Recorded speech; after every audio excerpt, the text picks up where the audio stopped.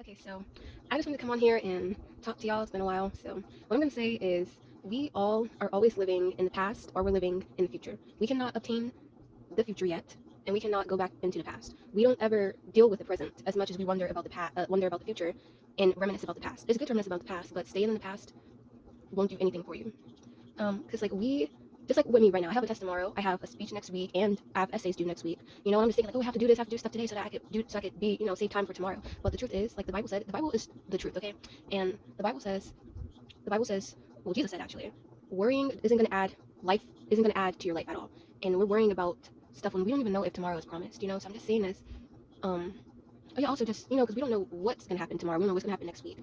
Our life is on a timeline, so we don't have like a say like, oh, next week I'm gonna do this, I'm gonna do that. Why are we planning ahead? We should. Worry about today because you never know if this will be your last day. So I just want y'all to know that Jesus is real. So like, we need to stop worrying about the things of this world because it is easy to get caught up with things of the world. Trust me, I'm in college now, so I have to do all these essays, I have to do speeches, I have to do all this stuff and it's back to back to back, and there's like it don't leave room for you to stop and take a break and be like, oh, I gotta do something else, or like, oh, I have to get back to with God. Like today is Sunday, and I'm over here thinking about tomorrow because I have a test, and I'm just like, am I living just so that I could take that test?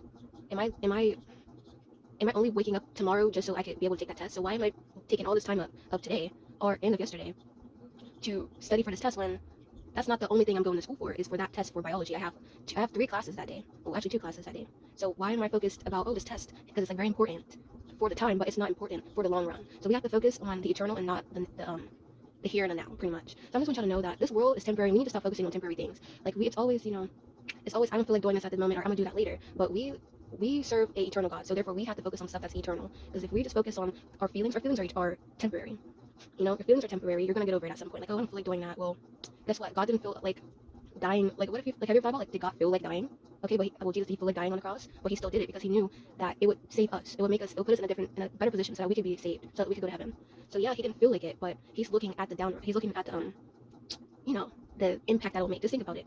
Like when he was on the cross, he was thinking about me and you. We weren't even around at his time. He wasn't thinking about the temporary. He wasn't thinking about the now. He was thinking about the long run.